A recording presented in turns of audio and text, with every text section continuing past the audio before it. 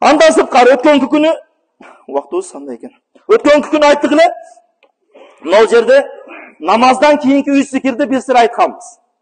Андан кийин биздин кулагыбызга кичине бир сөздөр келип калды. Ошол баягы намаздан кийинки чыгып кеткендердин бир далили бар экен. Эмне дейт экен? Пайгамбар алейхисаламдын сүннөтүндө бул жок. Намаздан кийинки 33 жолу субханалла, 33 жолу алхамдулилла, 33 жолу Аллаху акбар деп айтуу Пайгамбар алейхисаламдын сүннөтүндө жок дейт экен. Эми туура ол мусулман бир туугандарыбыздын анын аларга жеткизилген маалымат жок деген нерсечи.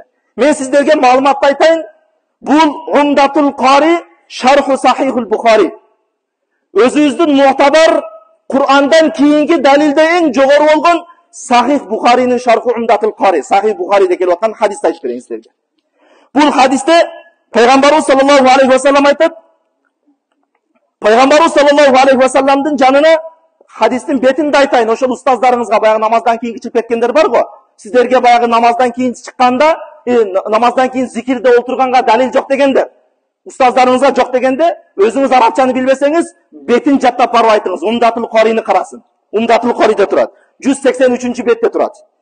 Хаддафана Мухаммад ибн Аби Бакр, хаддафана Муътамир ан Убайдилlah ибн Сами ан Аби Хурайрата радияллаху анху قال جاء الفقراء إلى النبي صلى الله عليه وسلم فقالوا ذهب أهل الدثور من الأموال بالدرجات العلى والنعيم المقيم يصلون كما نصلي ويصومون كما نصوم ولهم فضل من أموال يحجون بها ويعتمرون ويجاهدون ويتصدقون. Пайгамбарыбыз саллаллаху алейхи ва саллям бул хадисинде келтип, Пайгамбар алейхисаламдын жанына кедейлер келди дейт. Кедей бейбечаралар Пайгамбар алейхисаламдын жанына келди дагы, "Я Аллахтын элчиси, байлар дейт, биз намаз окуган сыяктуу намаз окуп атышат. Байлар биз орозо кармаган сыяктуу орозо кармап атышат. Бирок алардын байлардын бизден караганда мал жаны көп болгондугу үчүн бизден ашыкча ажыга да барып атышат, умрага да барып атышат, садаканы да берип атышат, зекетти да берип атышат. Тактап айтканда, байлар бизден соопто озуп кетип атат" деп Пайгамбар алейхисаламдын жанына келип, эмне кылды? Сахабалардын кедейлери Пайгамбар алейхисаламга келип арызданды. Ошол мезгилде Пайгамбар алейхисалам аларга жооп берди. "Ала ухаддисукум бима ин ахостум бихи адроктум ман сабакукум валам юдрикакум ахадун бадакум ва кунтум хойра ман антум." Бул хадисте айтат, мен силерге айтып берейинби? Силерге бир амалды үйрөтөйүн. Ошол амал менен силер ошол байлардын садакасыны, байлардын зекетинин, байлардын жакшылыктарын бүт бардыгын соуна жетесиңер. Ошол амалды кыла турган болсоңор, силерден алдыңга эч ким өтүп кете албайт. Качан силер кылган нерсени кылса гана жете алат, бирок силер кылган амалды кылбаган адам силерден алдын үстүнгө чыгып кете албайт деди. Сахабалар кайра сурашты, айтыңыз я Аллахтын элчиси. Анда Пайгамбар алейхисалам айтты: "Тусаббихуна ва тахмадуна ва тукаббируна холфа кулли салат саласан ва саласина." Ар бир намаздын аркасынан 33 жолу субханалла, 33 жолу алхамдулилла, 33 жолу Аллаху акбарды айтасыңар, ошондо силер байлардын ошол кылган жакшылыктарынын сообуна жетесиңер деди Пайгамбар алейхисалам. Бул хадис Сахихул Бухаринин Шарху Умдатул Qaри 183-бет. Барып айтыңыздар, эгер чыгып кете турган болсо. Дагы бир хадис айтайын. Бул хадис Имам Муслим. Билебиз, Имам Муслим, Имам Бухаринин канчалык муътабар китептер экендигини билебиз. Андагы хадистердин бардыгы сахих хадистер деп билебиз.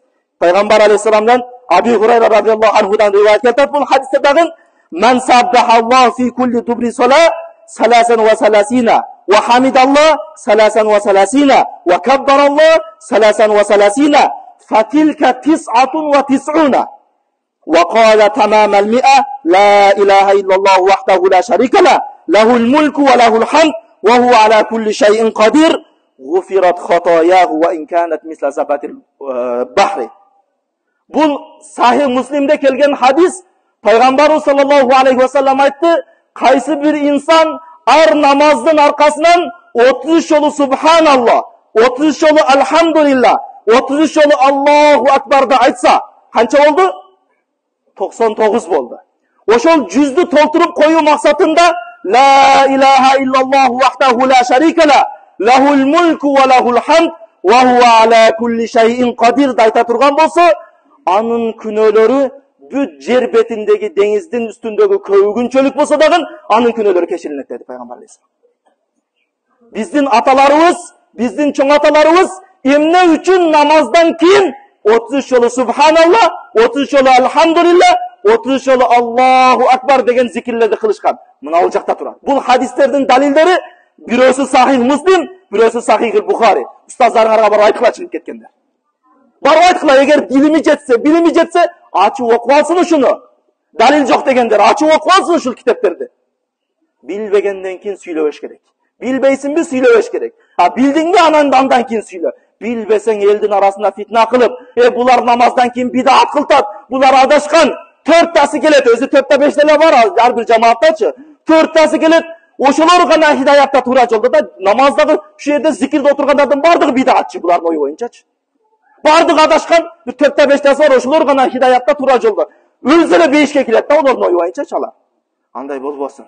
Ушунча инсандын, ушунча аталарыбыздын калып калтырып келип аткан салттуу динини бекем кармап далилдерин туура түшүнөлү. Түшүнгөндөн кийин анан амал кылышка аракет кылайлы. Эгер ушул сооптарга жетем десеңиз, ар бир намаздан кийин 33 жолу субханалла, алхамдулилла, Аллаху акбарларды эстен чыгарбайлы, аткарайлы, кылайлы, ошондо иншаалла ушул сооптарга жетип, сиз менен биздин дагы күнөөлөрүбүз кечирилсе. Эгер күнөөсү жок, менин күнөөдөн тазамын дегендер болсо, аларга да уруксат чыгып кете берсин. Мен ушу энеден туулгандай таптазамын, мен совсем күнөөм жок дегендер болсо, аларга дагы уруксат. Ошон үчүн намаздан кийинки зикирлерди калтырбайлы, урматтуу мусулман бир тууган. Бул намаздан кийинки зикир инсандын бенденин кулчулугунун белгиси. Бенде өзүнүн кул сезүүнүн белгиси. Намазым кабыл болду дебестен, балким Кудайга муктаж экенин билдиргендин белгиси. Келиңиздер, намаздан кийинки зикирлерди эстен чыгарбайлы. Aqulu qawli hadha wa astaghfirullah li wa lakum. Assalamu alaykum wa rahmatullah. Дагы бир айта кетчү нерсе бар. Ошол муфтияттан дагы бир неме кылынган экен.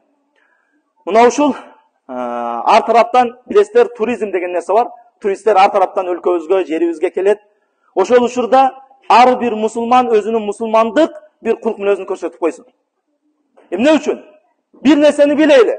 İslam dinine Peygamber Aleyhisselam'ın zamanında İslam dinine kirgenderdin 70-80% Peygamber Aleyhisselam'ın kul münözünü körüyle kirişken. Bir körgön İslam'da kabul kılgan. Söz nukkan emez. Söz nukbastan ele bir körgönde kul münözü şunday çıraylı olgan. Ayşe Razıyallahu anh aytat ko. Peygamber Aleyhisselam'ın kul kılganda ile dese kana hulkul Kur'an deydi. Peygamber Aleyhisselam'ın kul münözü Kur'an ele deydi. Ошондой siz менен биз дагы сырттан келгенге ушундай бир жакшы чырайлуу кулк мүнөзүбүздү көргөзөлү. Ушул мамлекетте жашаган инсандардын мусулман экендигине алар эгер гайридин келсе дагы, динсиз келсе дагы чырайлуу кулк мүнөзүбүздү көргөзгөн болсок, исламга болгон ошол сиз менен биздин дааватыбыз болот. Исламга чакырганыбыз болот. Эгер мусулманмын деп туруп, таксилер мисалы айыр берден чыгарганда, мына ол достуктан чыгаргандан чамча интернетте сөздөр жүрөт го. Достуктан чыгарганда кичине бир 100 сомго таштай турган жерге 500 сом, паланча сом деп туруп, алдап акчасын алат. Ошол алдап акчасын алганыңыз менен сиз эмне кылып атасыз? Исламды жаман көргөзүп атасыз.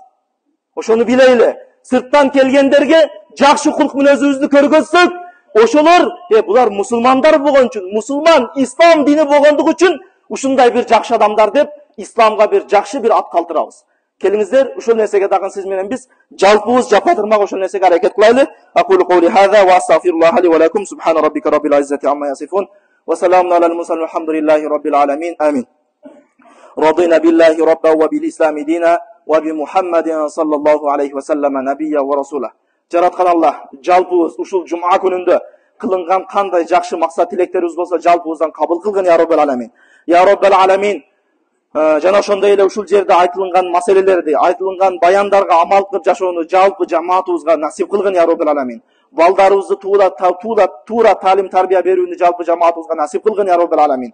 Балдарыбыздан араккорлорду, зынакорлорду, же бир ошондой бир наркомандарды чыгарбагын я Rabbal alamin. Балдарыбыздан солих, таквалуу, алим уламаларды чыгаргын я Rabbal alamin.